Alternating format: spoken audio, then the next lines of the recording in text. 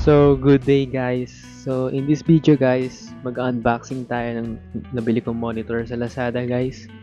And medyo happy lang na guys kasi nakapag-upgrade na rin ako ng monitor sa wakas sa loob ng mahabang panahon. And isa nga pala to sa mga dream ko magkaroon ng IPS or frameless na monitor. Matagal na rin kasi akong gumagamit ng LED which is ang pangit ng display. Medyo masakit sa mata pero okay lang din naman, pinagtiisan ko. Pero yan, pangarap ko magkaroon ng IPS na display. So nabili ka nga pala to sa Lazada. Kung gusto nyong i-check guys, lagay ko na yung link sa description. So may nakikisaling ket pa guys. Pinaalis ko lang siya. May kasaling tropa natin eh. So, ang brand niyang monitor na to guys is AOC Gaming 23.8 inch and ito ay 165Hz and ang version nito is G2 series. So, wala na masyadong alam sa technicality ng mga monitor, yung mga other stuff like yung specifications. So yun, inunbox ko na siya guys. And ito yung stand niya guys. So kung makikita nyo, ito yung mga cables. Yun. So wakas, first time kong magkaroon ng ganitong monitor. And nai-intrigue ako sa mga display kasi hindi yung monitor ko na ginagamit, yung old monitor, hindi niya ma-maximize or malabas yung full potential ng capability ng PC ko guys. Hindi niya malabas yung tunay na display kasi yung monitor is LED and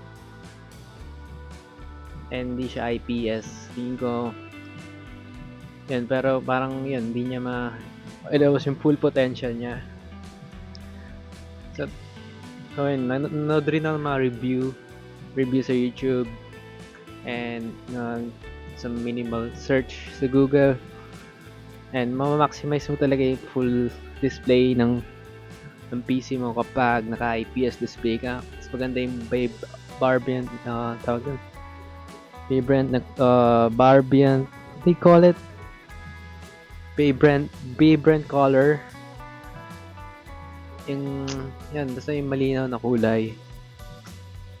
Tsaka hindi siya masakit sa mata.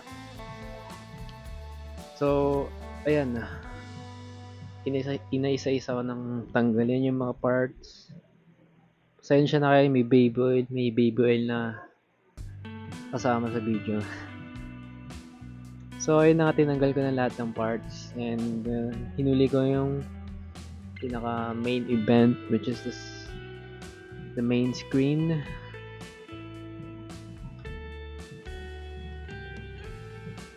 Ayun, ang bala ko naman susunod na i-upgrade guys is yung graphics card.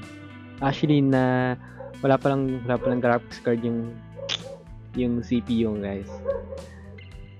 Umasa lang ako sa integrated graphics kapag naglalaro ng games. So mas maganda talaga kung may dedicated GPU kayo. Para pag naglaro kayo ng kunyari example mga AAA games or mga high demand na game, yung kailangan ng high demand graphics, kailangan talaga ng dedicated GPU para ma-handle yung mabibigat na laro like Cyberpunk or Red Dead Redemption 2. And I'm planning to play Dragon's Dogma 2 nga pala guys. I'm planning to stream it once I already have a GPU. So gusto kong laruin yung Dragon's Dogma. Parang sarap yung laruin, parang nakaka-addict siya. Yun yung laro na may spend ka ng like more than 5 hours kakalaro lang. So kaso medyo mahal pa siya sa Steam. So it's actually an RPG game. I'm considering playing it guys. So comment down below guys kung kung may re-recommend pa kayong budget gaming GPU aside from RX 6600G, RX 6600, baka may alternative ba kayong pwedeng recommend? Basta budget lang ako, hindi ko pa kaya yung mga RTX like RTX 4060 or 5060. Ano pa yan, medyo sobrang bigat pa nun. Kailangan ko pang ibenta yung kidney mo eh.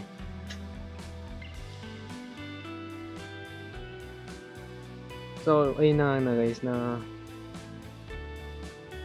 setup ko na siya, nakabit ko na yung stand. So, inaayos ko lang siya dyan.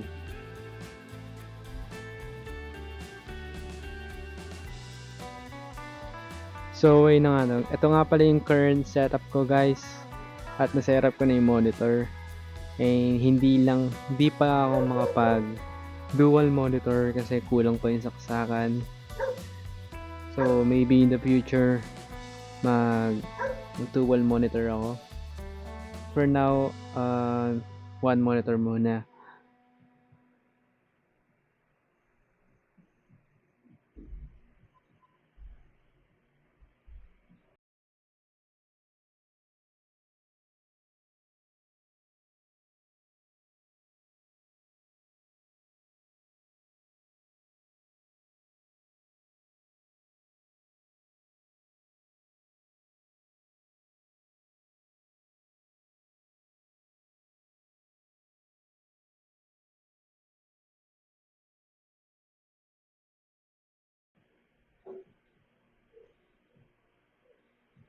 At ayun nga pala guys, may isa palang problema.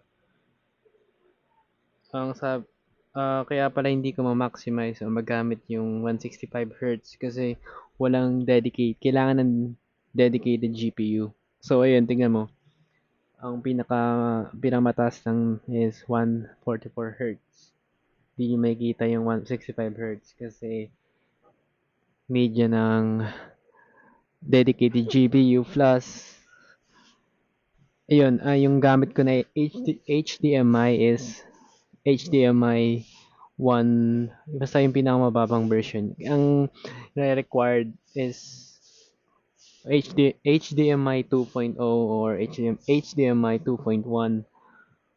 Basta yung pinakamabagong version ng HDMI. Yun lang, ang pangit lang. So next time na ako, ma-maximize ko yung full potential niya pag may dedicated GPU. So, yun lang nga guys. Yun lang sa video na to and hope na nagustuhan niyo yung video. And yun lang. Thank you so much for panonood and goodbye.